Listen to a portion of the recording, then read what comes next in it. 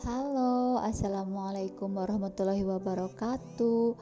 Bertemu lagi dengan Ibu di mata pelajaran IPS kelas 7, tepatnya hari ini, Rabu 20 Januari 2021. Bagaimana kabar kalian hari ini anak-anak? Baik-baik saja bukan? Ibu harapkan kita semua senantiasa berada dalam keadaan sehat walafiat. Yuk kita mulai pembelajarannya.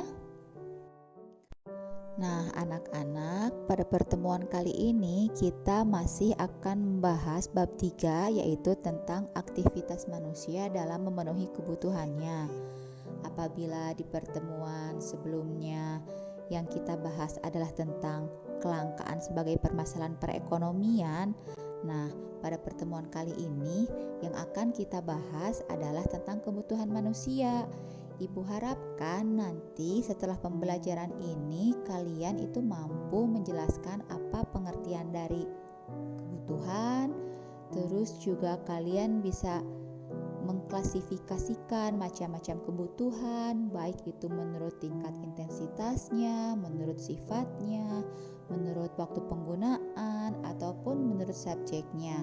Nah, selain itu, kalian juga diharapkan mampu menganalisis faktor-faktor apa saja yang menjadi penyebab perbedaan kebutuhan setiap manusia.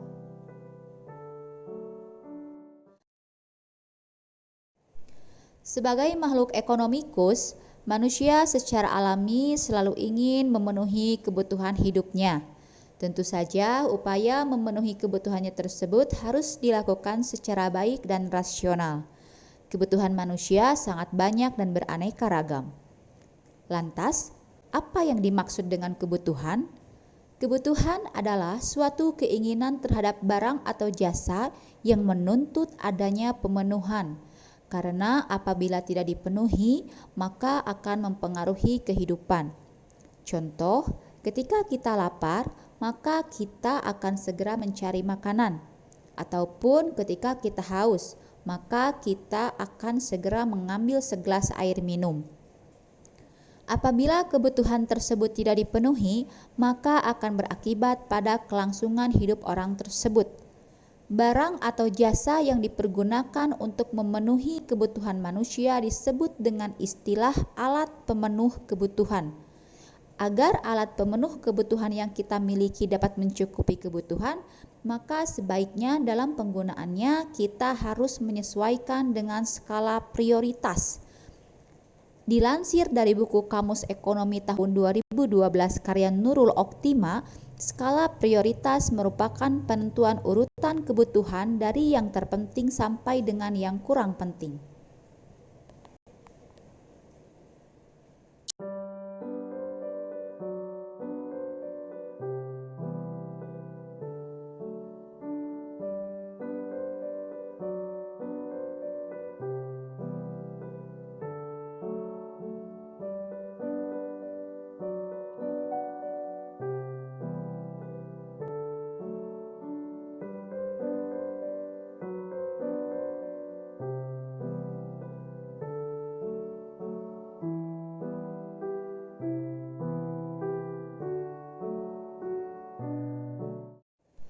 Yang pertama adalah kebutuhan menurut intensitas atau tingkatannya. Menurut intensitas atau tingkatannya, kebutuhan manusia terbagi menjadi 3, yakni kebutuhan primer, kebutuhan sekunder, dan kebutuhan tersier. Kebutuhan primer adalah kebutuhan pokok. Artinya, kebutuhan primer itu merupakan kebutuhan yang paling penting untuk dipenuhi. Contohnya seperti sandang, pangan, dan papan. Adapun kebutuhan sekunder itu merupakan kebutuhan yang tingkat kepentingannya berada di tengah-tengah, atau disebut juga dengan kebutuhan kedua. Artinya, kebutuhan sekunder boleh dipenuhi apabila kebutuhan primer sudah terpenuhi. Contoh kebutuhan sekunder seperti handphone, TV, koneksi internet, meja, kursi, itu termasuk ke dalam contoh-contoh kebutuhan sekunder.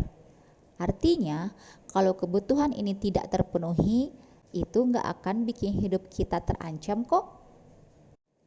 Nah, sedangkan kebutuhan tersier ini disebut juga dengan kebutuhan mewah atau kebutuhan terhadap barang-barang yang luks, mewah, harganya mahal, dan tidak semua orang bisa memenuhi kebutuhan tersier ini.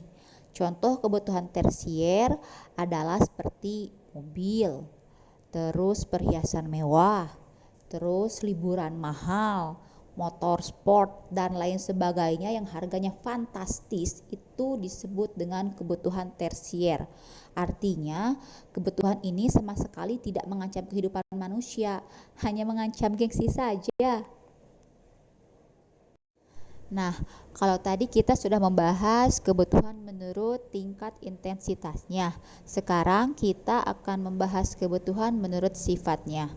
Menurut sifatnya, kebutuhan dibagi dua, yaitu kebutuhan jasmani dan kebutuhan rohani. Kebutuhan jasmani adalah kebutuhan yang diperlukan oleh fisik tubuh manusia, seperti makanan, minuman, olahraga, dan obat jikalau sakit. Sedangkan kebutuhan rohani adalah kebutuhan yang diperlukan oleh batin atau jiwa manusia, seperti ketenangan, keamanan, kenyamanan, dan kesehatan mental. Berdasarkan waktu penggunaannya, kebutuhan juga dibagi dua loh. Yang pertama, kebutuhan sekarang, yang kedua, kebutuhan yang akan datang. Kebutuhan sekarang adalah kebutuhan yang harus dipenuhi sekarang ini juga. Artinya, kebutuhan sekarang itu tidak dapat ditunda atau ditangguhkan. Misalnya nih, kalau kalian lagi lapar, ya saat itu juga kalian harus mencari makanan. Jangan sampai laparnya sekarang, masa makannya besok? Kalau kebutuhan yang akan datang, kebutuhan ini dapat ditunda atau dapat ditangguhkan karena kebutuhannya itu untuk masa yang akan datang, seperti menabung atau ikut jaminan kesehatan kalau saja tiba-tiba kamu sakit. Nah, kalau kebutuhan menurut subjeknya itu dibagi dua juga. Yang pertama, kebutuhan individual, yang kedua, kebutuhan kelompok. Kebutuhan individual adalah kebutuhan yang berhubungan langsung dengan perorangan.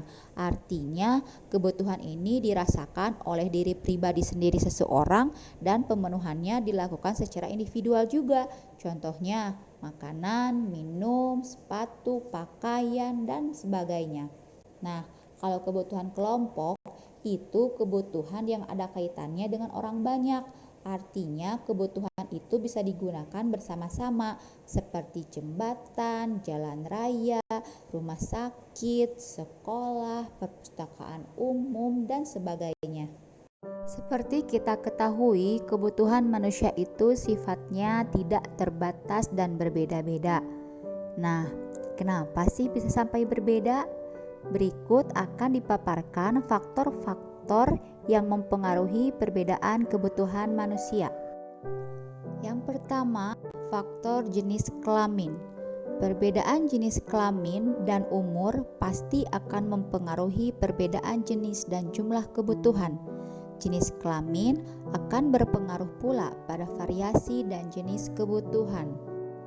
Seperti kita ketahui, di Indonesia hanya ada dua jenis kelamin yang diakui, yakni jenis kelamin laki-laki dan jenis kelamin perempuan.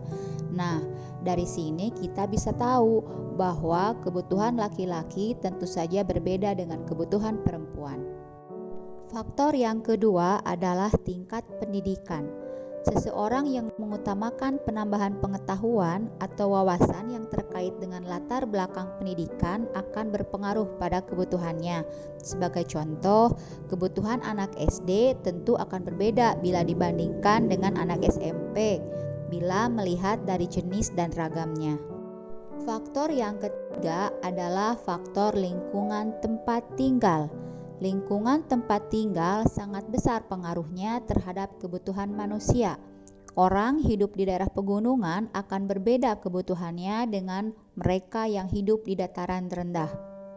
Faktor yang keempat adalah kemajuan iptek. Kemajuan iptek atau ilmu pengetahuan dan teknologi menyebabkan adanya penemuan-penemuan baru dan produk-produk baru. Munculnya produk baru ini akan mempengaruhi orang untuk memiliki, sehingga muncul kebutuhan akan produk baru itu. Faktor yang kelima adalah tingkat pendapatan. Semakin besar pendapatan seseorang, maka semakin besar pula kebutuhan karena mereka memiliki sarana untuk memenuhinya. Dan sebaliknya, semakin kecil pendapatannya akan semakin sulit untuk memenuhi kebutuhannya.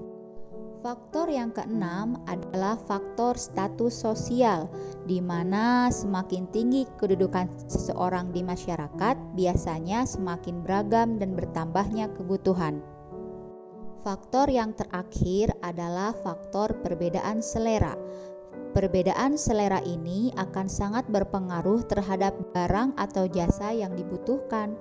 Selera seseorang akan mempengaruhi orang tersebut akan pemenuhan kebutuhannya. Seperti kita